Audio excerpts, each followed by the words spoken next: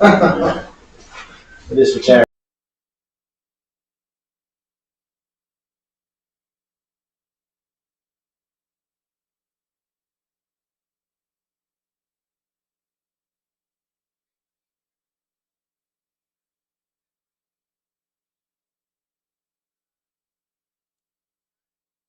To order and I'm asking for approval of the agenda. Councillor Penn, seconded by Councillor Bedcott. We'll now move on to the minutes from January 13th from committee of the whole. We need a motion to adopt those minutes. Deputy Mayor Curley, seconded by Councillor Deering. And we will now go through those minutes, and if you have questions or comments, feel free to ask. Starting on page 1. Hearing nothing, we'll move to page 2.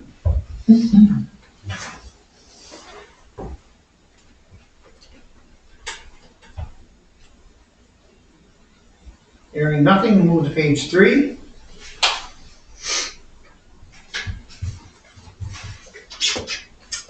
Hearing nothing, we'll move to page 4.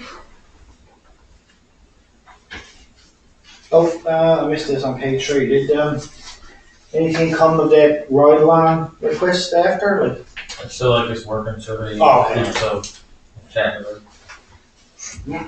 Okay, yeah, that's I'm just curious. page 4.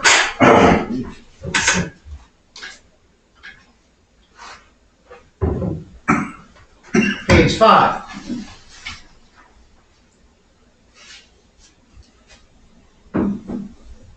Page 6.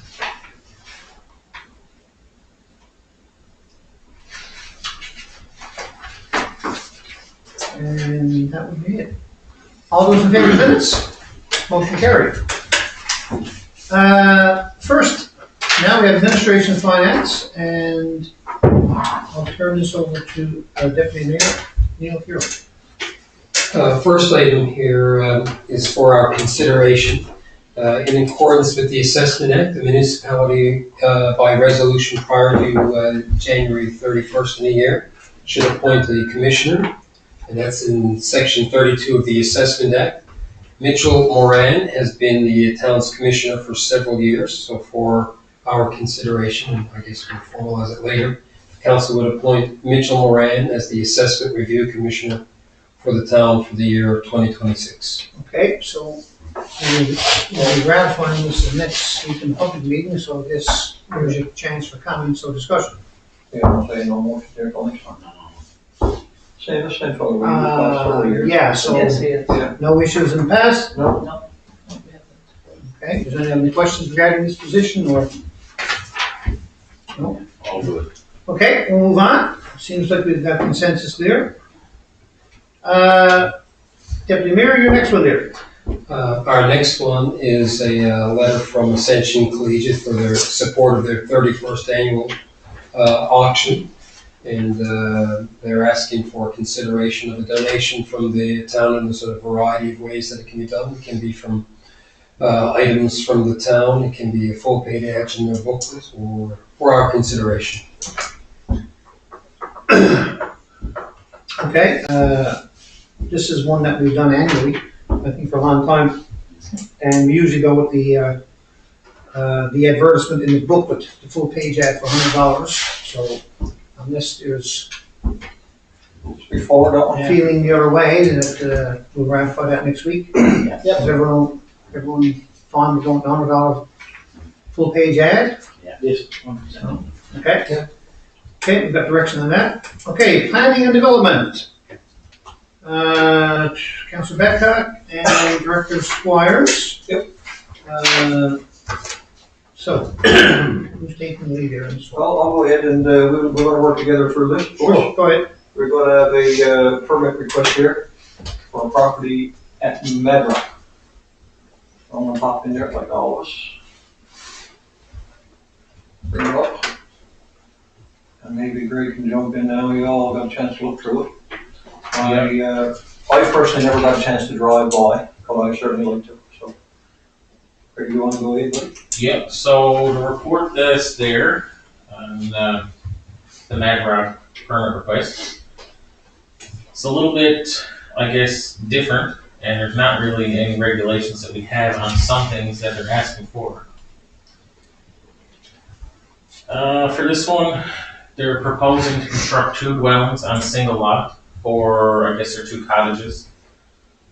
So, considering they could possibly be a business, it could be a little bit different than 2 residential dwellings on one property. Right. And they're also asking, which is, I discussed with her that day, they're wondering if they can install 1 septic tank for 2 properties, but that would be a condition of service NL. They would have to get approved for 1 for both properties. That would be out of our hands, eh? Yeah, and you would need, reason being is if they split the 2 lots in half and put 1, I guess, cottage on each lot, their lots also wouldn't be big enough to get a septic approval. So that was, I guess, their request. The other one, which was for water and sewer servicing, which the town doesn't have any, I guess, servicing down there right now. So they wanted to know if they could service it by a single private well, but it would be located across the road on their property as well, and run a service line under the road Water. from their well. They own the land on the other side as well. Yeah, they own the other side as well. And it's more of, the other side of the road is more of like a wetland type area, and they said they figured there would be more, I guess, better access to water than on Edgewood. And there's also at the bottom of the report, the residents requesting variances to the minimum dwelling size requirements to allow both proposed homes to be a little bit smaller than the required. Say that last part there, Rick? So they're requesting a variance. So say right now the minimum is 800 square feet for the size of the home, and they're requesting a variance of up to 10%, so they can, I guess, make the home 10% smaller and be. Right, and what our regulations. And on the next page, there is a drawing sketch there of the area that they're going to build, as well as a checklist of stuff they want to do.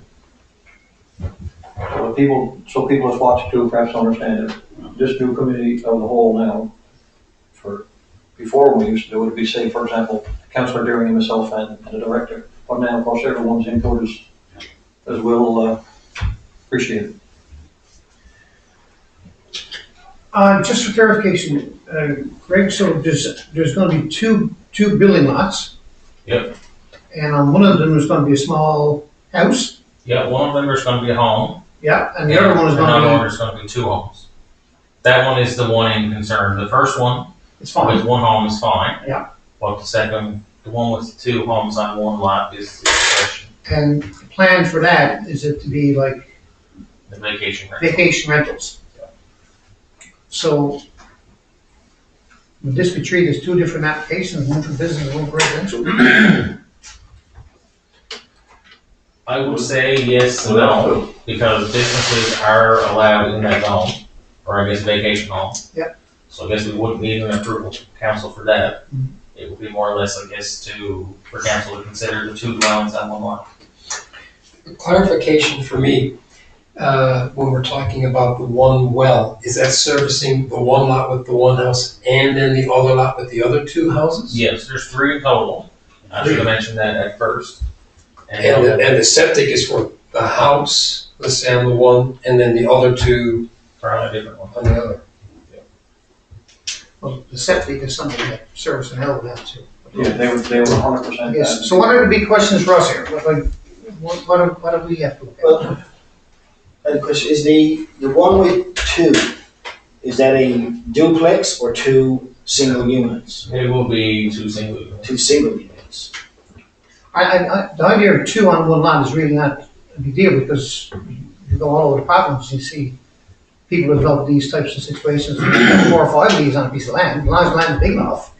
Yeah, which I guess the only thing there is that if they were ever to be sold, they would have to be sold in compliance, so therefore they'd probably have to be sold together. Yes. Right. So Because that's the biggest issue. That's a good there. point. Is they would have. The big lot, is it possible to then divide that, I guess, in half To help. and do it then basically as 3 separate permits, one for each house. See, I think the biggest issue is you gotta have a lot over 1,400 square meters, correct me if I'm wrong, for septic field. Like, you can't put a septic field on an 800 square meter lot. That will be one of the government's. Okay, so- so And the maybe- septic has to be so far from the well too. Yeah. So That it well, that will be fine, cause it'll be across the road, so it's not. has to be, one, because I'm not a big septic person, you know. No. So it has to be one big lot, you can't say it's the 2 lots equal out to that amount, I guess is what I'm saying. You gotta do No, one to it's 2 them. different So steps. it's three going on septic, 3 So the big, or the first one, the standalone home, they'll be on its own septic, times on. and then the other 2 will be on septic. One way, one well. So, Councillor Darren, go ahead. Where you talking, because that's in the guidelines of a well, it's a certain amount of meters or square feet.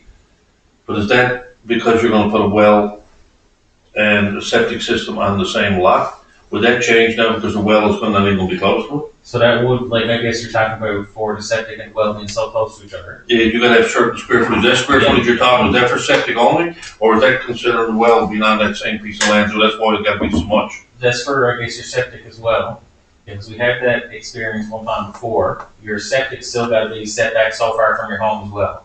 Yeah, but the square footage have to be the same, because It's there's no Because the well. well's across the street or a road. Both are listed at, I think it's 1,400 square meters, with or without. Even with a well, you gotta have a certain amount. This is still regulated. Yeah, What about, we don't smoke like that, don't we, really? I'm afraid that, regard, again, I don't know. Only as far as Mr. Marshall's.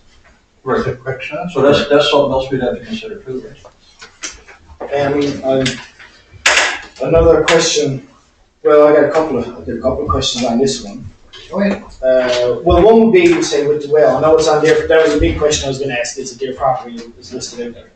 The only thing that, you know, if it were to proceed, that, you know, there has to be a lot put in writing on Yeah. paper, that if anything happens, that well has an issue with the water line or anything like that, if the road has, you know, we'll get to that. Yeah. But my other thing then is about, I guess, okay, if I own a piece of property up on Central Street, just in the town on Central Street, big old piece of land, I can hook up the water and sewer.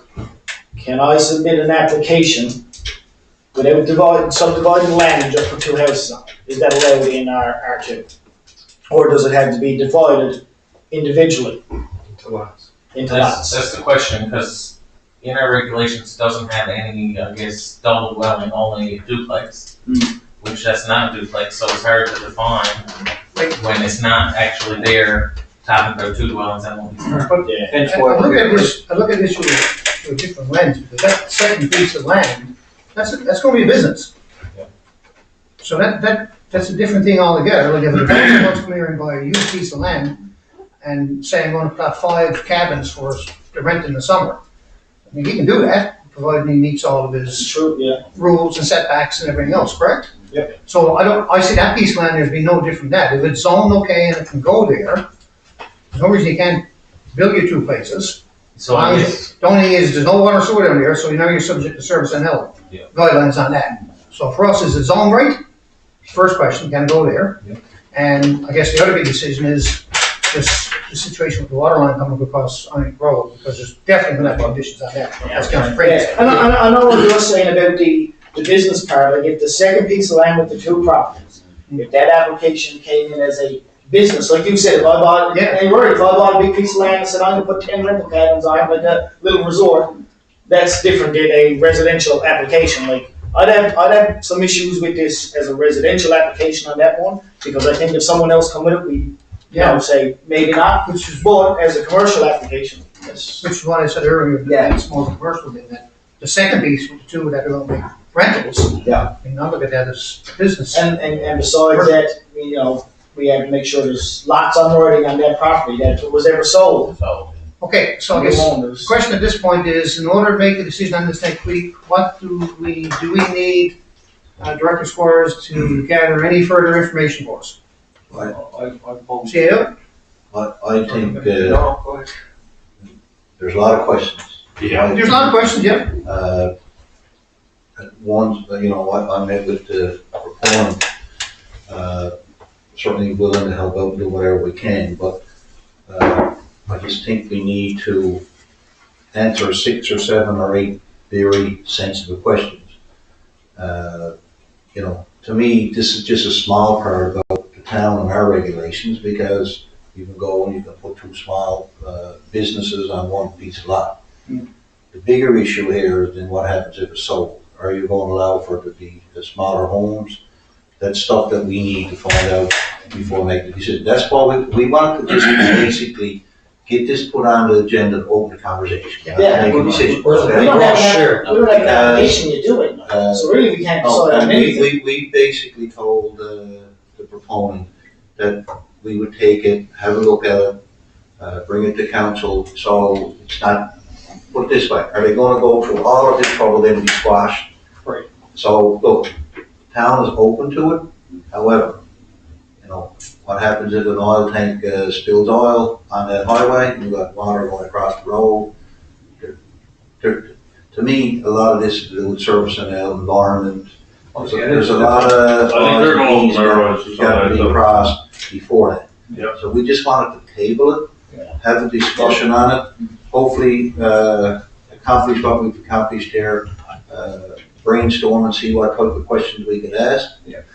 We'll develop a set of questions and for the minutes, I think next week we'll just say we tabled it and there's more information to be provided.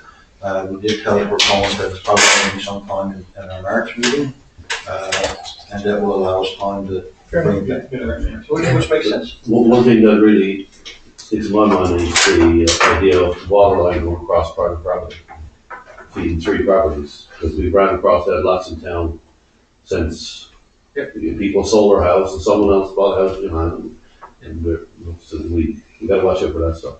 And I guess we don't own a highway either. We don't And So just add- what? roll Road down the east end.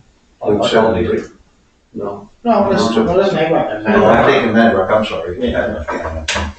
Yeah, I don't think anyone's So, so but we gotta do our due diligence. Yes. That's all it is. I think what you said before, there's gonna be, no matter what we decide, if we move forward with something, it's gonna be a lot of, Well, again, you've got buildings, whether it's gonna be business or residential on one side, on 2 pieces of property, and the well is nowhere close to it. Well's gonna be on the other side of the road. If something happens to be sold, that's another can of worms. Does Service and L have anything to say on wells, Greg? Do we know? I haven't They don't- ever ever They probably don't have anything to. heard of like this situation. But I don't think she has reached out to Service NL. Well, maybe it's a good idea for her to reach out to them first. Yeah. To see what they've got to say. So then we know that they're gonna allow it. Yeah, they might not allow anything and then that's all we can do. And I think we as a town, We gotta do because we more. may get more of them, probably follow up ourselves as well on all the regulations and stuff comes with septic, water burst. So there's one, there's a house down there now with septic and, well, I guess. So I guess we're ready to move on? Director Squires will try to get out some information for next week. Yeah. Okay, next we got 3-way stop complaint, George Marshall Drive, Klondike. So I think we've all read it. Yeah, so there's some correspondence there, that was sent in, concerning 3-way stop, the Klondike and George Marshall Drive. I guess there were some concerns related to noise, tractor trailer stopping at the 3-way stop. The resident has indicated that the stopping and starting of heavy vehicles is creating excessive noise. I'm thinking the removal of the 3-way stop is gonna result in increased vehicle speeds, definitely. I mean, it's a straight thoroughfare area. If people aren't completely stopping or slowing down, I don't know if anyone else had calls on it or whatever, but we just installed that 3-way stop for the purpose of traffic calming. Okay, we've got over there and your requests, comments, questions, Councillor Merrick. I'm gonna go way back now, I don't know what year. I think it was because the school was up there, and when we changed Clonmel, the new bridge, the bridge was made to take heavier equipment. It was, yeah. To stop the trucks from passing by the school, I think was the reason. Which, you know, you take those tractor trailers, I watched them pulling out there across from McDonald's. It was a hard spot. If they were to come and go, I mean, there's one spot over there, you know, the business, I won't say the business, to use Klondike and to set of lights. The roads is wider, the roads gonna be made better now from Klondike up, Makes a lot more sense, doesn't it? that they would come and go through the Klondike. That you wouldn't have them, you'd only have them stop them there to compromise, instead of saying, okay, let's get rid of the three-way stop, or to say no, you'd only have half the vehicles, half the noise of coming up to stop to make a right. Okay, anyone else want to comment? I know in the beginning, I was part of the decision. We wanted to calm traffic there, and that was the only reason for putting stop signs there, was to calm the traffic. And we were trying to do it all over town, so to go back and change it now. It's just, the rationale was that, I walk that a lot, almost every day. Yeah. And, does it slow the traffic there? It does. I can tell you it does. If that was the rationale in a previous council. So I would support that.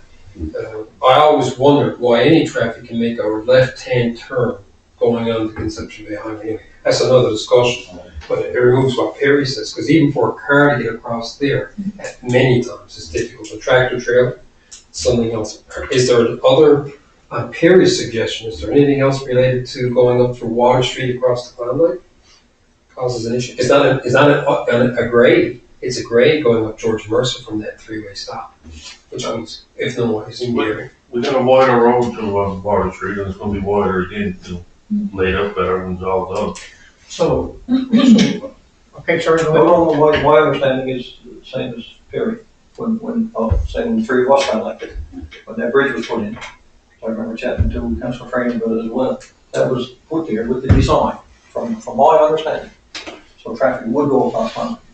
But I'm pretty So sure. you would have to slow to make the turn anyway. Yeah, I'm pretty sure we requested correspondence to be sent to the business and asked them if they could request They their, were doing it. request their We need trucks to do that again. to use the Klondike and in Water Street, because they were pulling left on lights instead of out George Mercer Drive, trying to get out onto CB Highway, which is not ideal anyway. So No. maybe that intersection needs to be Oh, open. I don't mind keeping it at. Well, if we're putting in these traffic calming measures that calm traffic, if we end up taking them out because someone doesn't like them, then it's just, well, we will stop it. I appreciate the residents' concern, don't Yeah. get me wrong, I really do.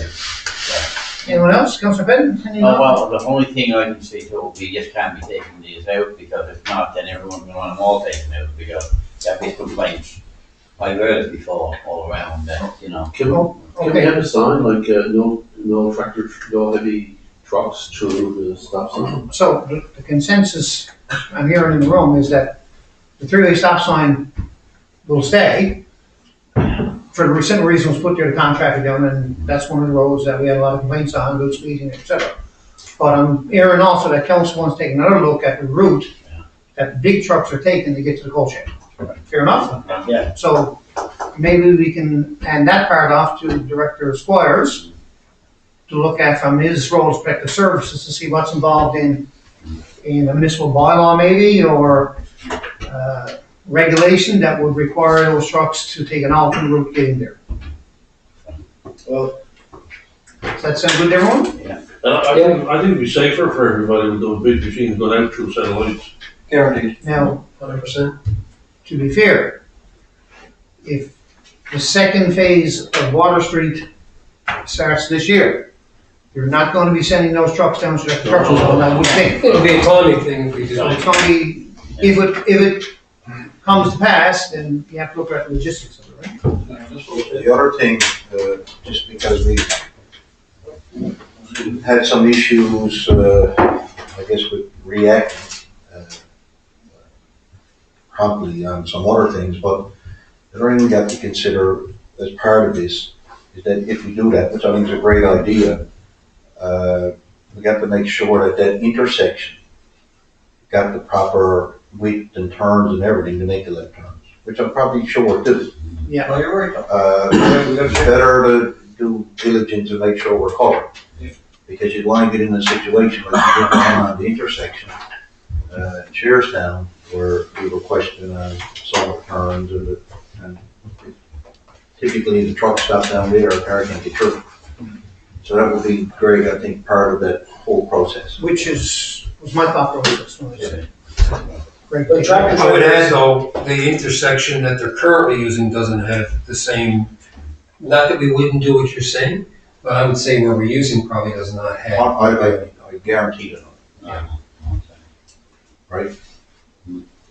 Okay, okay, move on. Yeah. Mary Road, Mayor Road. House Development. Hold on now. Oh, sorry. I'm going to step aside for this one, because this piece of land, this business involves a piece of land belongs to a family member. Not to me directly or indirectly, but I'm just gonna call it that I'm not gonna be involved in the conversation. So, I'm getting out of here. okay, Now, I'm saying, I respect that, but to me, it wouldn't be a problem if you stayed. Yeah. I don't mind saying that. I got a problem. Don't just. No, That's 100%. It's a family Family Yeah. possible financial gain, member, so we'll note in the minutes that, Councillor Bowering is very confident and interested in meeting. Well done, yeah. Yeah, 100%. So we got, okay, go ahead, sir. excuse me, we got a couple of different plot plans there, and I'm just gonna give you my perspective. I did like the first one versus the second one. But I guess, again, this is why it comes to committee for discussion. Because as you look at, good job, Director, as you look at his highlighted in his green, minimum, or, backside should be 2 meters, and we only got 1.5 in several spaces. So I'll have my little say, and then of course we'll Craig will pass over to Craig and everybody else.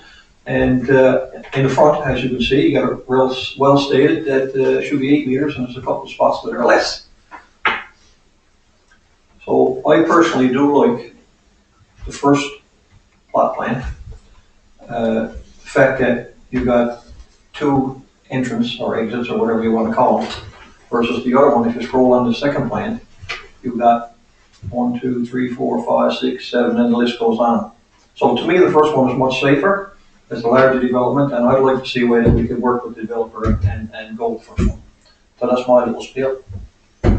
Director. Yep, so, explained it well there. Well, the first one, the first diagram that we have there, they are suggesting that they want to build 18 units. And the rear yard setbacks, all of them besides the second one don't meet the 2 meter requirement. And as well, the variable requirement will be 1.8 meters. That's what 10% variance, That's what the right? 10% variance. Yeah. So that wouldn't, So for the rear, for the rear, 1.8? 1.8. Taking your 10% in. No, but I always thought the rear was 8 meters. The side variance was 2 meters, wasn't it? Yeah, this is a side. The way that, This I would guess be you wanna fine. look at it, the position, and the piece of property is gonna be, I guess, divided, that would be considered your side, your. Yeah. your- So the, comes through the driveways, as you can see in the back. right? Yeah. Yeah, so behind that is your plot plan, right, the house, for the units, I Yeah, I can see, yeah. but they're not broken down, it's 7.5, basically 7.5 meters is the full, well, right there. So I guess these are also gonna be smaller private subdivisions, which that will be, I guess, those 2 paved lots you can see going in, that would be a, a road there. I'm just, So on the first one, it doesn't meet the rear setback. Yeah. Correct? Can I make a comment? There's what I'm gonna say, if you don't mind. So I know we got a business on the other side of it, for the drive-through. So the first one on the far, you turn your head on the far left, 1.5. Technically, I know it's not meeting the requirement, but there's vacant land back there, which, good chance that'll never be ever used. So So I wouldn't have any trouble with letting that particular building go, personally. Oh, Yeah, I hear you. that's all I was saying, continue on. But it's vacant land for now, could be someone development. I will say right now, our setback is 2 meters. And that is a long time down the road before it changes. But I've been noticing, and the people reviewing our plan have also noticed that in other towns it's not 2 meters, 4.5. Right. But again, that's not something that's changed right now, and it will be something down the road. So, Okay, so the first building is on one corner, the rear setback is not there, right? Right. And the other building, Same thing. Same thing, the front. And on the front. Yeah. variance requirement is 8, and the requirement is 8 meters, and even with a variance of 10%, most of that is 7.2. Is that correct? Some of them may look at 0.2 meters, so not what's talking. And then the second diagram is a different option, right? yeah, the second diagram is an alternative option that meets all requirements. And how many buildings will they get from that? The first one had 16, right? Yeah, so this one will be 13. Yeah. So I don't know if we, I wouldn't mind reaching out to them, we all know them quite well. You know, maybe you can, get a number of buildings, and taking a few inches on each one, you know, on a big scheme of things, you might be able to get it to work. But we need to have that discussion with them. Anyone else want to comment? I still feel like I'm losing my mind. I don't ever remember a yard setback at 2 meters. Side was always 2 meters, and rear was always 8. So that's a side, that is So a that side. will be considered your side on it. So the rear and It side. looks like back to me, Yes, 2 the meters. house is the way it's got a Yeah. position on the If property you- with the road going up through the middle. Yeah, So that'll be the, like, I guess that unit, that'll be the side of someone's unit towards Mary Burns. So this road here, that's not Barney Road? This is going, I guess, Let me see here. this way here. We're Yeah, so that's the front. and these here will be 2 different roads. So it's really, it's the side of the unit. But they're not roads. They're not roads. We don't consider those roads. No, but I guess when he goes to build the apartments, he'll So- have the access road to it. So our Sawdust Road, we got a subdivision. We don't consider that a road. That's a big parking lot. Road is Sawdust Road. Different. So now we're counting private lanes as roads. And saying that now the front is on a private lane when it's not. The frontage is Barney Road, not the driveway. Yeah. So I don't understand where that's the rear of the property. If that's the way we want to look at it. But that's the way we've always looked at it. That's what I'm looking at the way we've made everyone else do. Everyone else, the frontage is always on the road. Right. We On the road, on the street. we had, right, everywhere we've ever done, the frontage, if I'm not mistaken, the frontage is on our road. So what are we calling the thing in between? If those the two houses? roads went in, became roads, Mhm. well then that's frontage. So can't they be That's roads what I'm- instead of a parking lot or whatever you're saying it is? no, your point is well taken, and you But- are right. but I'm You are just- right. But this- if you look at the new, I'll call it complex, down off in Coley's Point now, Yeah, right? Those buildings, you know, they're not facing, they're not facing. South Main. Right, yes. It's the end of the building, so you're right, but it's the end of the building that's facing South Main, correct? So So this will be the same thing. So how was that application treated in terms of what was front and what was side? well, I'm not sure, but I know there was one in Butlerville just past the bridge where they put in apartments and the frontage was on Brook Road. Yep. And we made them have 8 meters and Brook Road was the frontage. The frontage has always been the town road. I think if we start making it at the frontage, you can just put a road in. What does it mean on the next application? I think that's getting a little bit, It's not really road. that's my point. It's Well, that's what I mean. This- parking lot. This here is on the interpretation of that is going to be an access road, to all properties. But it's not, but an access road is not our road. Correct. So in front of that, Frontage is always out. What's the address of this property gonna be? well, we don't know yet. Right now, I think it's actually listed off of, It's gonna be Barony Road. Barony Road. It's gonna be Barony Road. That's right, Yeah, those buildings. I'm just saying, there's like, you know, I think, I want to see it happen, but I don't want this to run into issues down the road somewhere else where we looks at someone and says, you got to do 8 meters because your frontage is Central Street, but on this road, they didn't have to do 8 meters. So can we look for some clarification on this, Greg? Yeah. I just, We'll table we that again. gotta be fair the way we treated people in the past. No, I understand it. With similar applications. I think you're right, Dave. Well, I see it to the effect of it's all units. So I visualize it a little different. The side of the building. I know, I can see what The you're side of the saying. building is now gonna be on Barony Road. But it's Really, still, The side of the first one on the two, so there'll be 4 houses. There's 2 entranceways to these parking lots, not roads. And there'll be 2, if you wait for one, that'll be side on, not the front facing Barony. The same thing for the other one. I don't have a problem with it personally, I Okay, don't I'm see not saying I got a problem, I'm just no, saying, these are Yeah. things to consider. Yeah. I don't have a problem either until someone else wants to do something and we turns them down. And then it's, Well, let's get some clarification on this whole notion of what's road, what's not, what's side, and what's back. Right. Because if it's as Council Franny is saying, so then that's gonna solve a lot of problems here. if I can say as well, not cut you off, but we almost need a policy for these units.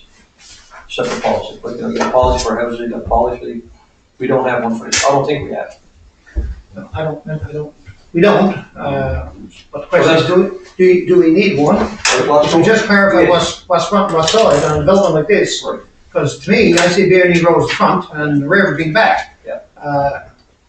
But, so Director Squires will take another look at this and give us a report back, some clarification before the meeting next Tuesday.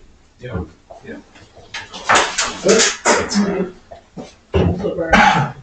we're moving on? Pardon? We're moving on? Yeah, as soon as Fury comes back in. Yeah. That's good seeing you. Yeah, and the other thing is, you might be in a situation to be able to make a decision in a week's time. No, but That's fine. But I That's think fine. we can bring back clarification. It's all good, on. Yep. Which needs to be had. Better. We'll go back. Yes. Okay, so we're gonna move on now, sir, to, town permit applications update. I'm gonna let Greg jump in on this one. so this one here is really long overdue, I think. Me and myself around at the top of it for the last year since I started. The town's current permit applications are very outdated and don't ask half of the information that's required. So therefore, myself, Lynette, someone as I was reaching out to ask questions about the application that's almost left out as handwritten on a piece of paper that's attached to the application. So I guess below, there's a couple different applications. And the first one was a building and development permit application for a commercial property. You can scroll down through that. And Greg, does this one here reflect the changes you suggested or what it is? So this here will be the new one. Okay. Anything there you point out? To be completely clear, right now there's like one application for everything, Okay. which makes it even more confusing for the person that's applying for a commercial property, occupancy permit, new home. So this one here, we didn't really have before. So it kind of just as well goes through what type of work you're doing, which that's not on the last one. It's just usually a permit application and a plot plan. Don't tell you what it is, don't tell you anything. So then inquire that makes us reach out to ask exactly what it is. The declarations weren't on the other ones. As you know, we don't have building inspectors. So really, these people should be signing off that they're going to follow the municipal regulations, building code, fire code, electrical code, plumbing code, all that kind of stuff. And then there's just at the very end, there's like a staff use only, just so we can kind of track the application itself. did I read right too, Greg, the, would be an online application as well? Yep, so all of these will be online, and you can fill it out online and submit it online. I would delighted to see that actually, something new, although I'm an old fashioned fellow, I'd probably come for a hard copy, but it's really nice to see that you guys should be able to do that. That option would still exist on. Yeah, Yes. very good. Okay, And then it goes down to another one. I don't know if you can read through them all, you can read through them. Yeah. But there's another one there for occupancy permit for commercial business. Mhm. And then you get your building development permit for residential. Yep. And you've got a signage permit, something that we've never had. Mhm. And a vendor permit for events, so I guess that one would apply to Eddie as well. So I guess if you're doing a town event, they've got a vendor application that our rec department can get people to fill out for their own purpose and with some information on it. And just the requirements that they're supposed to have to come to the town. And then, of course, we got our normal vendor at the last one. Should we always have an application for a sign? We have, but it's been on that jumbled one application. Which doesn't really, when you fill out the application, it doesn't really have a box to check off that it's a sign. Like I've got a permit last week for a sign on Conception Bay Highway. It was filled out, civic number, Conception Bay Highway. Don't tell me what it is, just with a plan attached for a sign. Where's the sign going? Where on property is it going? so this form will answer all that. We were talking about the policy in place for signs, weren't we? We talked about that for years. You ever do anything? So there There's is, a policy on signs. there is sign regulations. Okay. Would you like to say? I think it's a good idea to separate all these applications. Yes. Yeah. Fabulous. Okay. All Alright, for the benefit of council, is this just a major cleanup? Or is there any changes there that are sensitive that they or anyone can get feedback on? Issues that, okay, well, I've been doing this for 10 years, now it's a change, I got to provide this, or is there anything there besides cleanup? Is there anything new that we should be aware of? Most is cleanup, but again, there's some stuff there that is new. And, I guess when we're putting in the declarations for the common code that people are, I guess, are not aware of, that you do need to sign that you declare you're gonna follow all those different things. It's different when somebody signs a declaration that they will follow provincial acts, That certainly, formalizes as it. well for he said versus she said. Right. That covers You know, the paper trail. all And this. appeals and appeal cases like that. I like it. I like it. Councilor With the signage, application, they still gotta go through, if it's on the highway, the provincial highway, they gotta go through NL Services too, haven't they? Yes, yeah. Okay, we're good. We move on? Move on. Okay, go ahead, sir. Yes, sir. So we got, some correspondence come in for 28 Pocketville Road. I'm sure we've all read it. And, Greg, you want to have a little chat? Yeah, so, the correspondence received, I guess is in response to a cleanup order. And there's not really much there to explain in my report, besides we have received some correspondence, to mayor and council So regarding, I guess, the action taken Yep. on the cleanup. So I don't know if anyone was reading exactly, interpret like I did. He's just probably looking for a little more time. And, I guess that was not looking to go for. Does that make sense? Am I making myself clear on that? On the first notice, or the notice that we're going on, was it his name on it or his father? So the question on that, I guess, which is I'm not gonna answer with names. No. But at the time, it was in the property owner's name, which has the same name. Right. So you can't confuse, because they have the same name, it was in the person of the correspondence. It was in father's name. And then later it was switched to the estate because they had come in and had it switched. So it was never addressed to The person the person that corresponds. Right.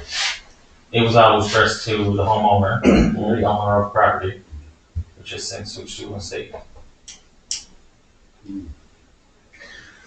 So basically, they're asking for a little bit more time until we can get through spring cleanup. Which I'm sorry. technically too in the wording, I guess it's not even to him. No, but I guess, they would be responsible for The estate owner. the estate. It's still a different, Yeah, it's still, it's different. it's just a than- coincidence because they both have the same name. Yeah, it was different giving it to the resident who's now passed, and someone took over the same deadlines, in other words. The deadline should have to be changed, I guess, so that's what he's asking. I'm gonna say no, because it was issued to both, and I believe at the time, that it was issued, the order was issued, the person was still deceased, it just hasn't had switched over to the estate until a family member comes in. So it should still follow the timeline, so I guess it's up to you guys if you want to go ahead and allow more time for cleanup or to take action. Well, what would happen again if we went into a legal thing that what we're threatening there? So In the courts, where because of what happened, someone passed and someone taking it over. yeah, so that would be, I guess, it will be against the estate, so whoever the executor of the estate is will be responsible. And he's responding from the correspondence that we've sent him, this person here. Can I ask this question? There's some movement indicated in the correspondence. Have we seen that in that? We've seen improvement, and then once the improvement came, it kind of went the opposite way again. Anyone else? But there is slight improvement again now, so. I mean, I'd be okay with an extension to spring cleanup because we are in winter. And, you know, I guess the fact that one person did pass away last year, so someone else now is after really taking over and taking, I won't say, well, ownership with quotation marks because technically it's still in the estate, but to give that person time. But, you know, once spring cleanup was over where you had the chance to either take advantage of the bulk cleanup that Eastern Regional Service Board is going to do, or when the weather clears up that you do it yourself, then that's it. Then you lost your chance. That's where That's what I'd be comfortable with that. And I wouldn't want, he mentioned here that he's going to shift some of the old metals out behind the shed so you can't see it. So it is sight of the mind, so I would rather give him the lenience and let him go a couple of months and have that behind the shed for the next 10 years. I personally have no problem with, especially again this time of year. You know, I've been personally down the road when someone passed away and you're trying to deal with what's left behind and it's not always easy, trust me. And I got no trouble. But on saying all that, we do have to do, as Councillor Frame said, make sure we follow up. But I would just note though, that what we're talking about in terms of cleanup existed prior. Yes. But I'm okay with some leniency on the date, but locking it into spring cleanup. If you're willing to work with us, we'll work with you. You've got to be too late. So, Greg, so you know that there was a cleanup, and then it got good, then it got bad, then it gets good, then it gets bad. So what are you finding? That some of the material, some of the cleanup is cleaned up a little bit, and then after a little while it's back? So they're obviously adding stuff.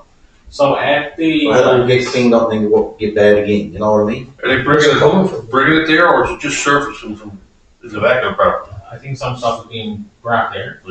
So what I would recommend to council is this. I think an extension is fine, but you need to put a stipulation on it under the condition that it's not added. Yeah. Because if you're gonna give them 3 months because it's winter and just leave it blank, you're gonna have double a mess because you're just letting off with it for another 2 or 3 months. So I would recommend it as good with Chief. Yes, no problem, we understand the situation with the family, we understand you're working on it, you understand the winter, but at the end of the day, I think we need to put that Not stipulation. added to, because people are frustrated in there. Oh, it's, Councillor Byrne. I was in the same situation, and no good now, because property probably looks good now because it's all covered with snow. But, if we happen to get them all spur where you can see everything, for you or your buddy to go in with some detailed pictures, your own pictures, that you can compare if something else comes here, but this, Good point. I don't have the picture before, I have 30 or 40 of a big piece of property. And someone said there was something new dragged in, and when I went to the person, no, it was not, but I got the picture right next spot, and that was there. So I'm thinking that an extension on this would require to come to the meeting next week for a motion, correct? Yes. Yeah. So Greg, can you have that prepared for next week along with the conditions? The same as the payment plan. You go Okay. on our payment plan, help people, when you default, you lose your payment plan. And I guess before we move on to the next one, I'm going to request to have that one moved to the March committee of the whole, as we're not fully prepared. Which one? So that's the Color current one. issue. You just, you just want to refer You're gonna defer Butler Drive? Yeah. for March, committee. Okay. All right, protective services, Councillor Benton. Yes, we have here the report to inform council the results of the fire department's biannual executive election. In accordance with the Bay Roberts Fire Rescue Operating Policy, a biannual executive election was recently held to fill the executive position for the fire department. The election was conducted in line with the established policy requirements to ensure continuity and leadership and effective governance within the department. The report is provided to formally advise council that the election has taken place and that the executive positions have been filled for the upcoming term. Assistant Chief Doug Mercer, Captains Dean Franey, Andrew Law, Adam Norman, and Jimmy Newell. Chief Operator Brian Thompson. Bay Roberts Fire Rescue would like to take the time to thank retired members. Trevor Barron for 40 years of service and Rodney Reed for 20+ years of service. This report is for information purposes only. Okay, so, yeah, this is information only, so. Yeah, we, required, We also are recommending, speaking to the chief, that we bring the two retirees, am I correct, Greg? Yep. Into the public meeting. We got nice certificates formed on and present for them and give a thank you for her years of service. I'm glad you mentioned that, because when you were done speaking, I was going to suggest, one up on me. And it's nice to know that these reports are coming and having this notice to be heard, and saying congratulations to Councillor Frank and all who got elected. by the way. Okay, so, And it wasn't mentioned, but thank you to the members of council. Of course, I was there as a member of the department, but the mayor, deputy mayor, and Councillor Petton, who, of course, assisted with the elections. Pleasure. okay, so we'll clue this up. Congrats to these gentlemen who put their names forward for leadership roles. And of course, a big thank you to our retirees, and we'll acknowledge them in a meeting maybe next week. We'll see if timing is good. But at some point, we'll bring them in and we'll acknowledge them. I'd like to see that done in the future, great, that's fantastic. Okay, next, fireworks, request for a regulation for the town. And we've got correspondence here from two residents, so, yeah. So who's speaking to this one? I can't, your worship. Go ahead, Dave. Basically, lots of correspondence from the residents are very similar. Theme is the same. We all had an opportunity to read it, and I know one of the residents is here tonight, and I will start off by thanking her and the other residents, because these are emails that are nice emails. And it's not here about we need to cancel fireworks in the town of Bay Roberts. It's that we need to turn around and have a look at fireworks in Bay Roberts and the negative effects it's having on dogs, children, people with PSD, and different things like that. As noted in the correspondence, when we have our particular fireworks is fine. On New Year's, you're going to have fireworks. Problem in speaking with the residents is fireworks starts at 5 o'clock, and it's there from 2 residents, if you read both of them. It starts at 5 o'clock and it don't end sometimes till 2 a.m. So the issue is it's going off all the time. One time it was just New Year's Eve, now it's New Year's Day all day, now it's New Year's Eve all day. Someone has a graduation, there's fireworks going on. So it's not, one time it was New Year's Eve, 12 o'clock, guess what, there was fireworks. Now there's fireworks all the time. And I think the message that's here is that the fireworks is just a continuous, ongoing thing. You can't be prepared for them. You know at 12 o'clock, or if it was advertised at 6, you can take your dogs and you can prepare, you can do whatever. When that fireworks starts, the problem is it keeps going for 5 or 6 hours, which I think that's the biggest concern from the residents. One of the main concerns. Again, this is not all here about canceling fireworks. It's 2 things that I would certainly think came out of our conversations. Was one is the marketing, social media campaign, and what fireworks does with people when it's taken without proper knowledge and knowing. So we need to make people aware, and your worship and council, I think we really need to have a sit down.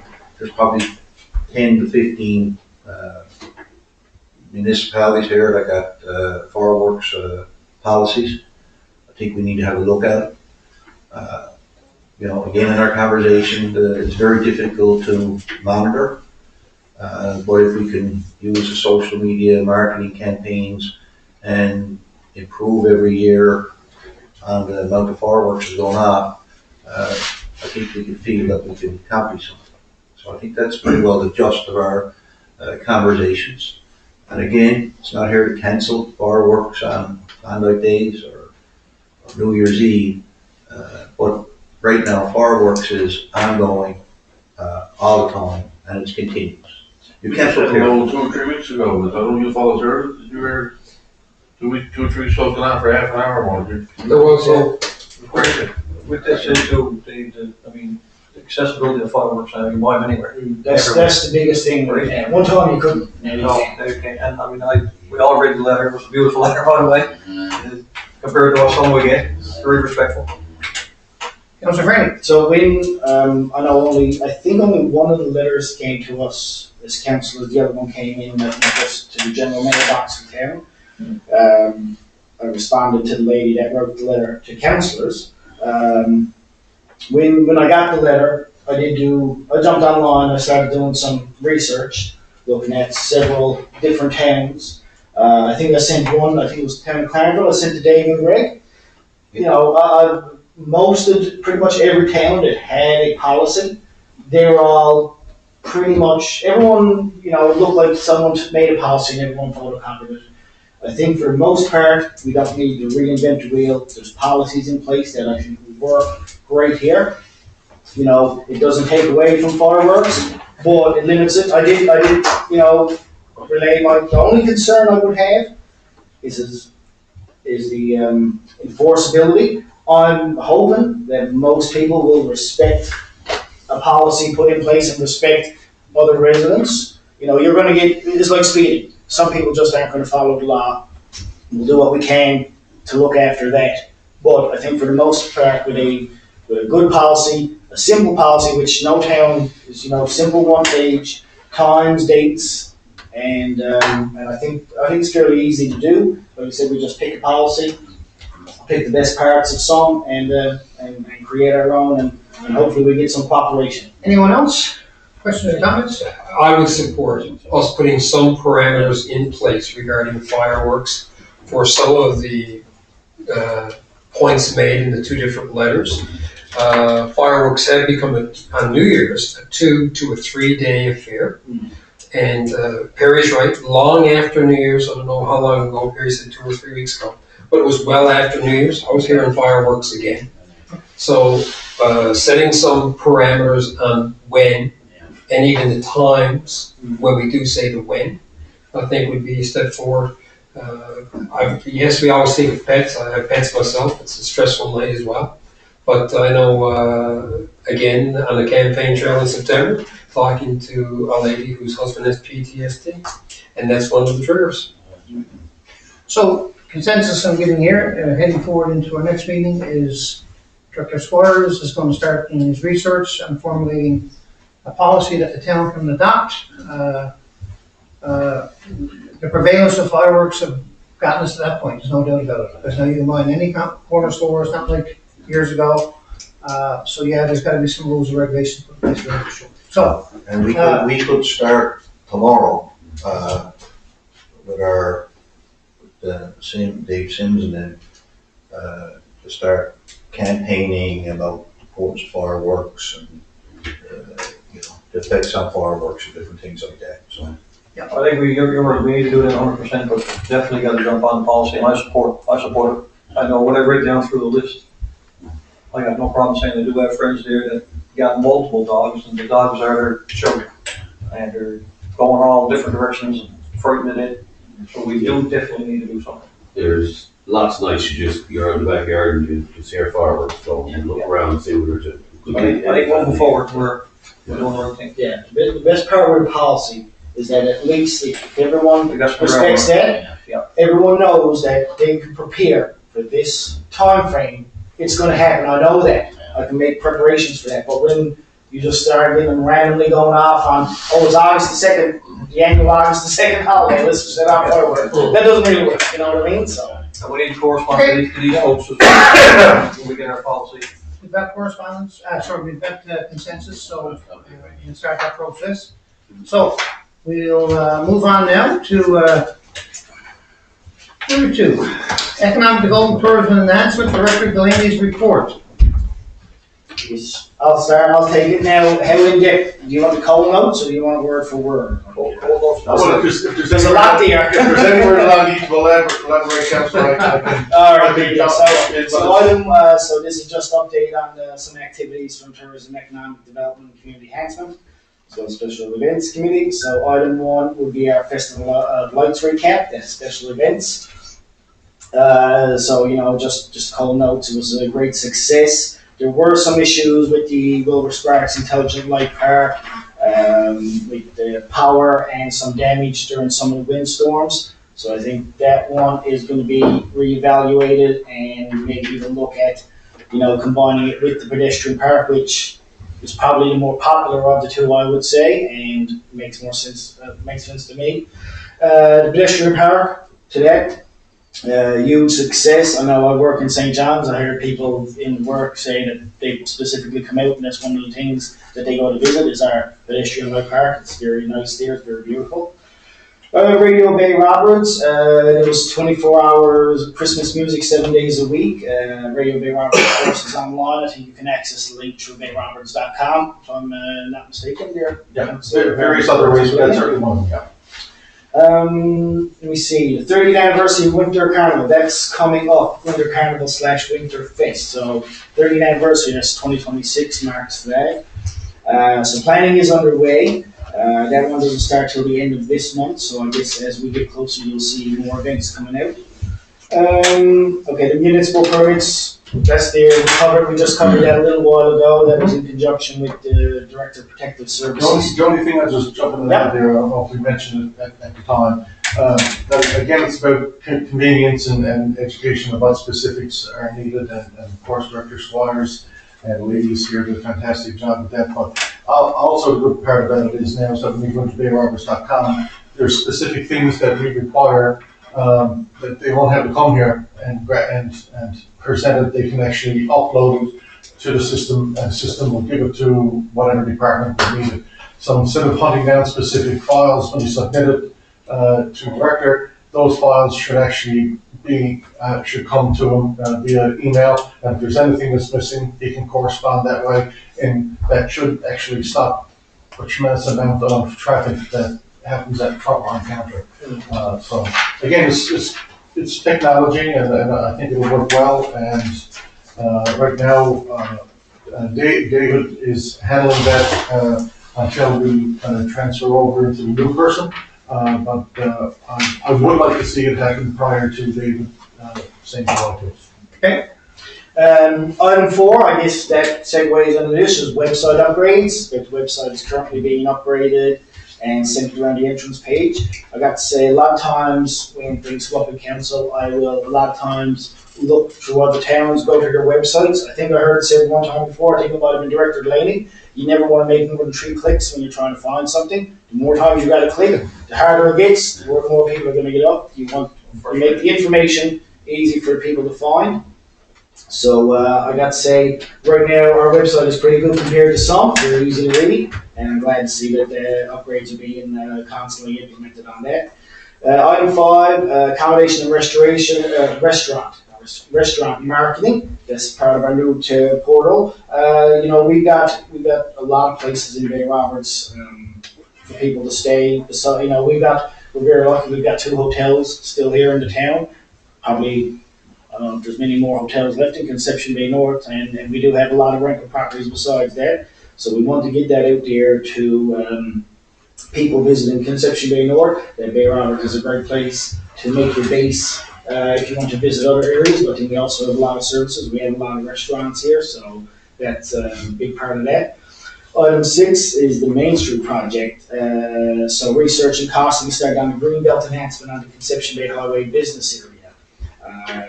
I think we've talked about it before, especially garbage receptacles. Littering is always a problem in the town, every part of town, every town. So I think if we can give people places, that's a big one for me. I think I see right off the bat. And, maybe we can work with some businesses on making some seating areas and that outside, besides what they have currently. Councillor, if you don't mind? Yeah.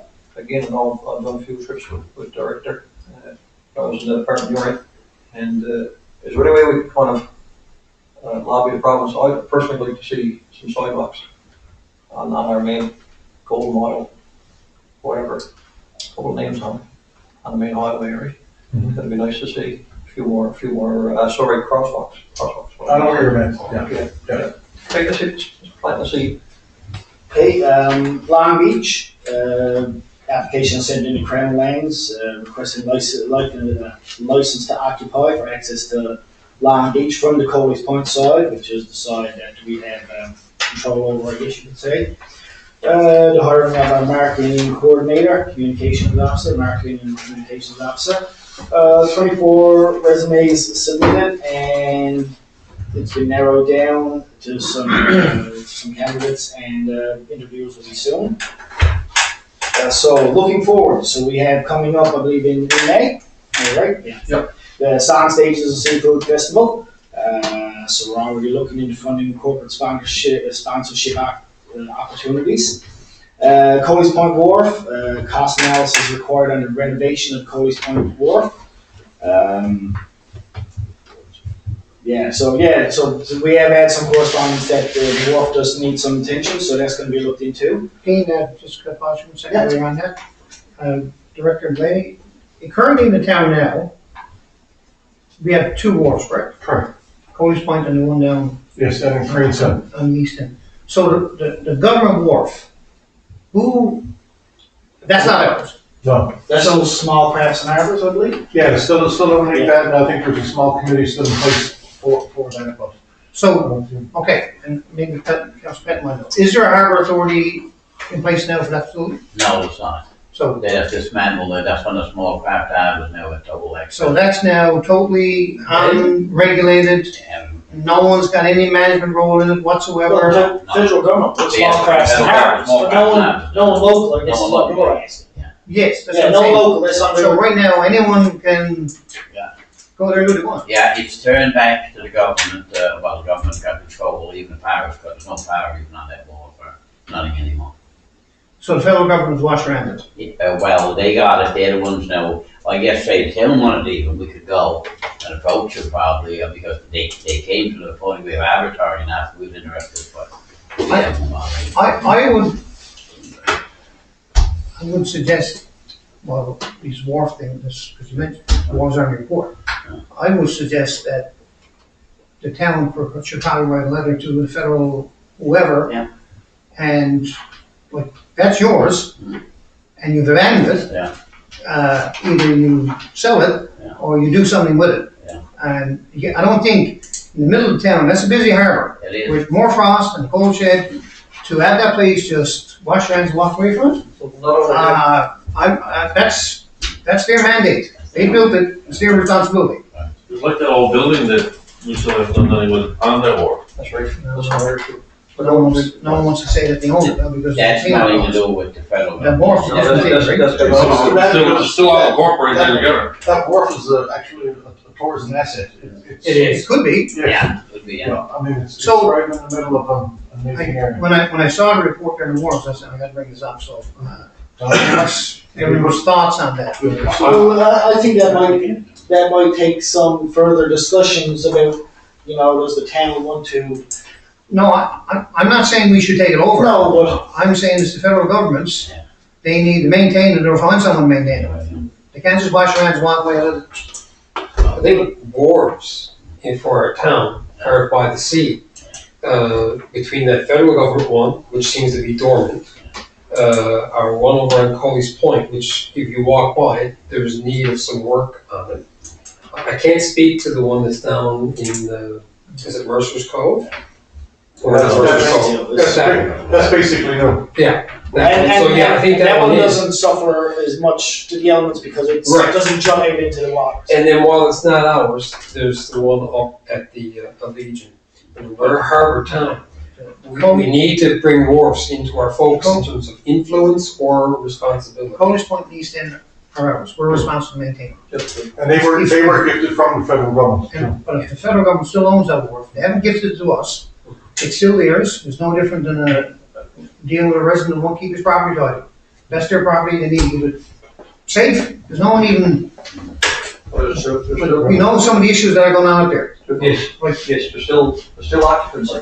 But I guess what happened, you said, the issue with the average harvest dissolved, they didn't want to turn it back. And they couldn't find no one to run it, so so we went back to that. It's funny they didn't come to the town. No, They haven't went out, they have come to the Holy Grave, I don't know that, but They would- I would say if the town was interested, Well, our authorities, it's got to start, yeah. let's start with some correspondence, ask them to do some due diligence on the facility that they own. So somebody can come in there, a vessel and just tie up with this. yeah, 100%. Nothing more, yeah. Just like this for future reference, that has already been done. I've already reached out to small crafts and harbors No response? for some ongoing issues that are currently down here. Okay, I know what those issues are, Yeah. this is a bigger picture we're talking about. So If I they do, were- I do have contact for that. And if they were doing their due diligence on that wharf, those issues wouldn't be going on. Okay, sorry, go ahead. No, that's what these are for. We're getting down there now anyway. Next is the VIC renovation. So I think we had some money in the budget for some exterior renovations at the visitor center. So tenders are gonna go out for that, to get the work started in March during the construction season. We got some meeting requests. One is I would say No. names, I wonder? No? So, okay, so one is on a piece of property that we're gonna have a new council meeting on that. Well, really all, first two, yeah, all three of those really are gonna be they're gonna be some closed because there's some, I guess, property, sensitive information, yeah, that's the best way to say it. So, I guess that's the report, We're recommending a Saturday meeting for that too. there we go. Would we also throw though the Coley's Point wharf down into that meeting there, because of the other three that are there? Because the visitor's interpretation, that's in process. The Song Stage of Seafood Festival is in process. But Coley's Point wharf, we're talking about some further discussion. Could we throw that down into the meeting's request? The other means government. What's that? Which one? No, we meant Coley's Point. Coley's Point? And these records we didn't budget, that's where I got something in the budget to prepare for. Oh, yeah, that's. Oh, That bigger. Okay, that's good. I had one other question on item 5. Accommodations, that's our portal for the tourism. Correct. Is there any way to tie that potentially into the provincial government's portals as well? Any that are actually registered with the provincial government. Those are already in there, but they have to be TAP compliant, Right. and to be TAP compliant, there's a specific criteria that has to be met, and if it's met, well then, that's the only time that we as a municipality allow with and then the taxpayer can be in there, but yeah, any that's here that's registered with the province, that they would already be within their portal. The only thing is that when you go to bayarbors.com, if you were looking, for example, you were coming for a hockey tournament, you should be able to go and click and say, okay, well, these are my accommodations for hockey, these are the places I can take our teams for something to eat, and by the way, it looks like that Johnny forgot something that we need to go up to Shabba Drug Mart to get, know that we got a Shabba Drug Mart or pharmacy and those kind of things that are. The reason I ask about the Newfoundland one is that people are coming from a hockey tournament, know they're coming to the Arts. I'm thinking of a person somewhere else beyond Newfoundland who might be looking, the first place they might look to stop and shop for anywhere in the province would be the Newfoundland. Yeah, and where there, every event that happens within the town of Bay Roberts is on the tourism plan, provincial tourism Well, plan. that's, Okay, if there's no other questions, we'll move on to Public Works and Engineering. Director Helms, you have the floor, along with Councilor Brown. Yes, thank you. So first one, Right. lift station upgrades, go ahead. Yeah, so this one is just looking for council approval to pay the invoice, associated invoice with the lift station project. Project is now completed, and we're just looking to pay that last invoice there for what is it, $6,677.48, HST included. And like I said, the funds are allocated in the capital grant project account. And the work is complete. Work is complete, yes, sir. Okay, any questions on that? Nope. Straightforward. Okay, capital expenditures, lift station upgrades, this one's a little bit. This is the second part of it. This is the actual construction, so this is their one and only claim that they've submitted. Yep. So we're just looking for council approval here now to pay that invoice is stated there, 26,00601, from the contractor Radco. And it's for the amount of $749,340 HST included. And once again, the funds have been allocated in the capital grants project account. And like I said, everything is installed, done, and completed. Sean, would it be fair to say that this particular project was right on budget or a little longer? This, yeah, so I probably should have tied, it's probably gonna be a little bit under, but the contract came in exactly as spec, so that the cost there is what the tender was. There's no overages there. Some of the consulting costs are lower from the. That's nice to hear. Yeah, That's refreshing. or you don't need full-time inspection with the lift stations, as Mark said, so there will be, like I said, a couple $1,000 cheaper. Okay, next one is capital expenditures, here's the new section. Yeah, so these are just to pay Harbor Solid Engineering for the Shears End intersection. Is looking to pay the three invoices as outlined there. 3621, 3652, and 3685. And so this project is almost completed. They have a small section of road left to do, which will be done in the spring. We're just looking for council approval now, and the cost of that is $36,447.07, HST included. And Any once questions, again, comments? Sure, I'm gonna pay. And this is the final bill for consulting services, right? there'll probably be a small one when they install the sidewalk, because the inspector will have to be there and for the one big. So construction phase of it, Yeah, so there'll be a small there'll be construction. another bill coming for that too, I guess. Yeah, should be one more village. Okay. Left to do that small section. We're pretty close now. If we're over, it'll be very minimum if we are over. Okay. And that particular account actually is our capital village fund tax, gas tax account, so. Okay, 25 Central Street, any questions, sorry, on Sheriff intersections from anyone? All good? Okay. 25 Central Street, So this one here, I just wanted to update council on some correspondence that was received regarding the ditch that runs through the property. This ditch is actually runs behind the town depot's fence boundary, collects water that originates from Yettman's Lane and continues to Greens Road. The residents did ask us to clean it out previously, but that was when the fence were completely up and it ran right along the back of the property. They sort of turned down at the time or said we couldn't go in there because it's on private land.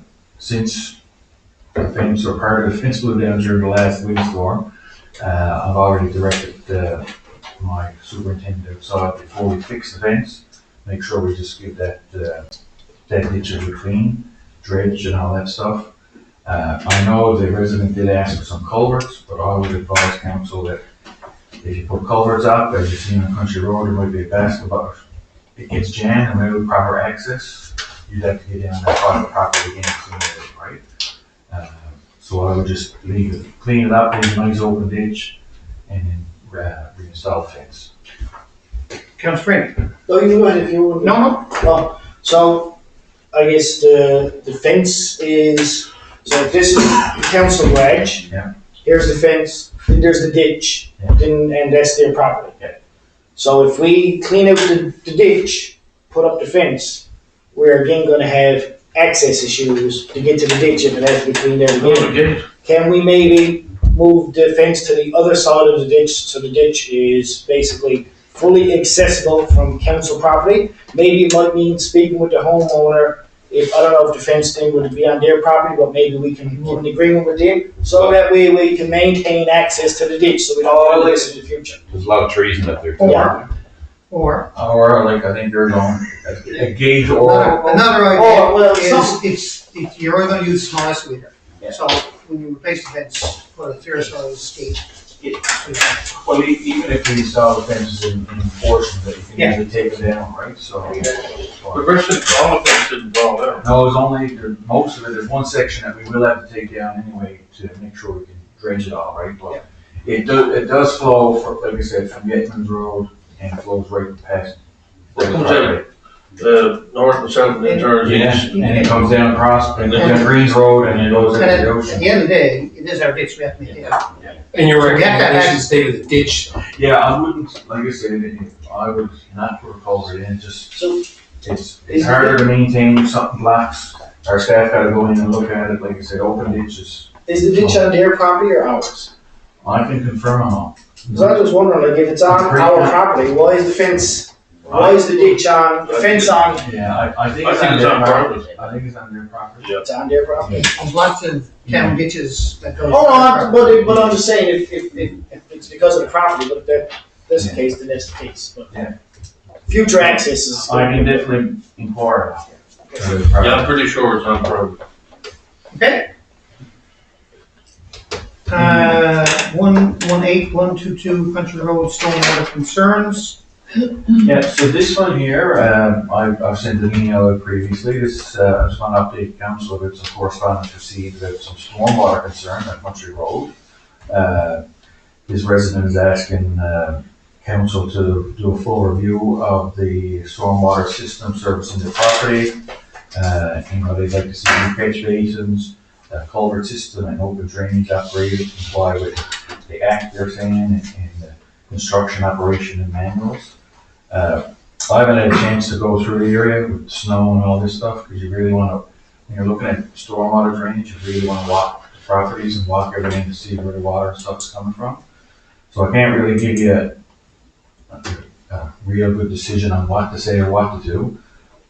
However, I would state that, you know what, we're going to investigate everything. And like I said, any damaged infrastructure, we definitely replace them, because it is our culverts, and we do know that the culverts do have to be upgraded, so that much, like I said, we can agree to, but accessing to see where the water is coming from up on the hill and that stuff, like I gotta do a job to come back to you guys and say, this is the water flowing from 4 parts and stuff. There was a lovely picture, I don't know if it came out with it, you could see there, but, like I said, I'm gonna walk through it and get back to you a little bit later on, and we can actually, I'll give you a really good feedback. Questions or comments, anyone? I wouldn't mind strolling through myself. Anyone else? Sean, page 5, that first picture. Yep. The red running parallel to the road, Yes, that's culvert, that is all colored, very culvert, right? all very colored, yes. sir. And the blue one on the back is open drainage, The I would blue, think, is it? yeah, there's a culvert where it crosses the road there, but everything else is open. And is this part of the same drainage system?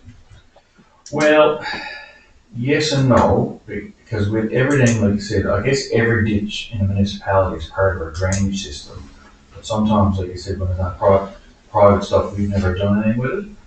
If you look there, you can see two purple lines. Those are also culverts. So the blue ditch that comes from the hill crosses a culvert there. That created a lot of problems because I don't think that was cleaned out. Because this is a private development that goes in there, it crosses over that land. And then the water just flowed over the ground. That's right, so then the blue is all open, but then there's two separate culverts areas that run and join into the red one. That red one goes all the way up to the track. So if you think Country Road, you go to that little bump where the track is too. Yeah. That red culvert goes all the way up Well, there. it would certainly benefit everyone to have those open ditches being done, so I guess that would be a conversation in spring. Oh, 100%. So if you don't mind, with that said. Yep. The ditch in Shearstown, where that business is there, I visited with the CAO and Councilor Goring. That one is running well now, isn't it? It's So done. that's looked after. Yep. So that's, I guess I'm trying to make a point that looking into this stuff and investigating and make sure it's clean and running. Yep.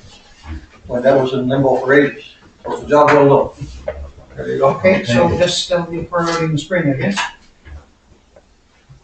And that's it for Director Elms. So council's concerns, final thing on the agenda, and Councillor Bedcock as an item here. But I hope you enjoyed the dialogue. The last time we chatted, the councils had a little bit more to say in their presentations or whatever. So this come to at last elections, someone brought this to my attention. I don't know, I'm glad Director Glean is here and Director Russell, some of you fellows might know. I know Shearstown, it was basically said to me that it'd be nice if we could swim in there again. And I'm thinking the idea is, since the trailway went in, that most people are perhaps thinking we can't.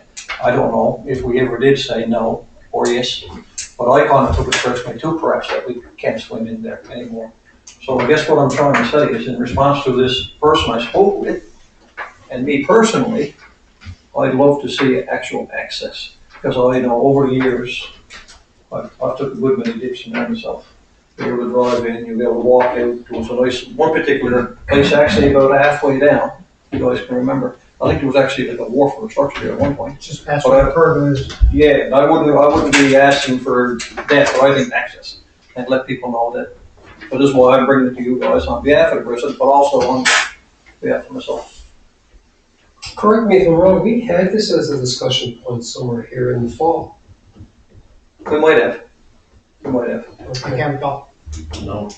I can guarantee we did. What is saying that now, I'll tell you what it was, I think it was, remember when we reviewed all the Things stuff that we came heard. back from the election during that. Yeah. Yeah, We didn't No, send it to no. any action. And that's where it came to mind, because actually I was thinking exactly what you were saying, it's time to start actioning some of our. We looked at it potentially for triathlon for summer We meetings. did that, yeah. So with that said, why would soil spring it now in the middle of the winter, instead of talking about skating over there? And the time is, if we're gonna do it now, it's time to have a plan for when summer arrives, so I just like to know what everyone's feeling and thoughts are. Director Blaine, you're the man to answer this question. I think there's two pieces to the pie. Yep. And first piece to the pie was, the council as a whole, and when we, basically developed Boost Pond, we didn't touch that swimming area. Okay, It's never been touched. no, appreciate it, yeah. Up to the summer of July, I've seen people still swimming in that specific area that they're talking about. Oh, good, yeah. It's been quite some time, probably even before my time, that I've ever seen some type of a wooden structure there. I can't remember. Yeah, it's been a while, it's been a while. It's Yeah, yeah. been a long time. I'm not saying it's right around, but I think it'd be cool to do so. So firstly, I'll just say that we've never done nothing to deter anybody from swimming in that specific area. Okay, thanks for Yeah, that. Yeah. There's no signs or anything like No, that. appreciate that. And there's a specific reason that there's no signs there, because, firstly, it's not in Mayor Roberts. It's in Spanish Bay. Yes, good point. Secondly, there's a lot of legal implications into having an area that we're inviting people to swim when it's not too, I'm not even going to probably use the word cold, but there's a lot of things that should happen here prior to us welcoming people as a municipality to swim there.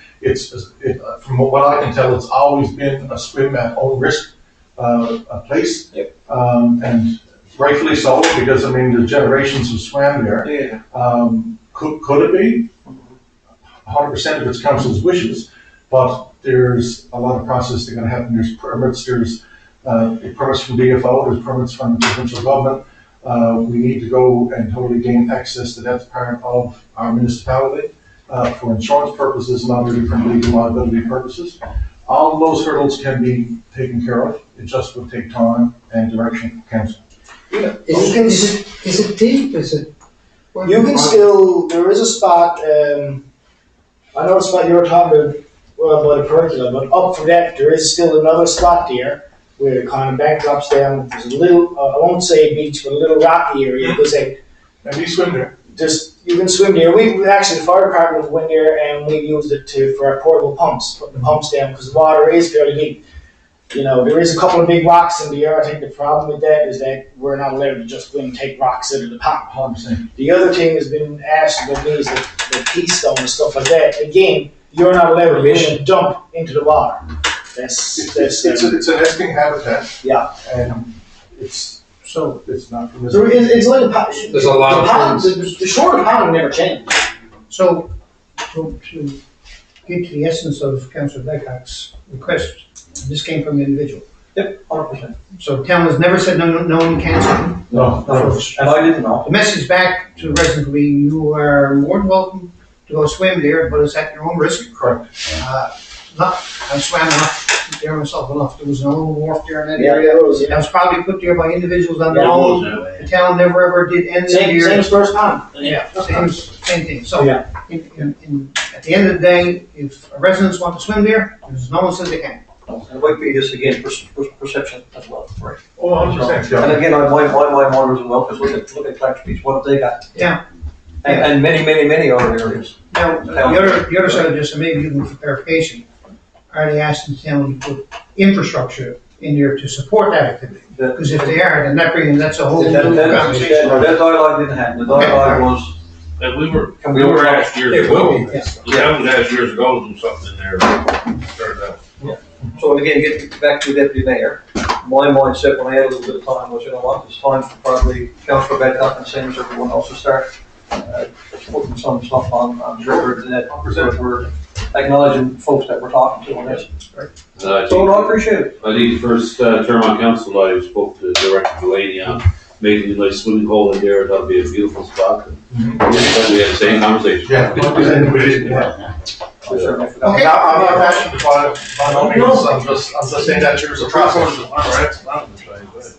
Okay, if that's, No, thank you very much. if nothing else, that brings us to the end of the agenda, and as I said earlier.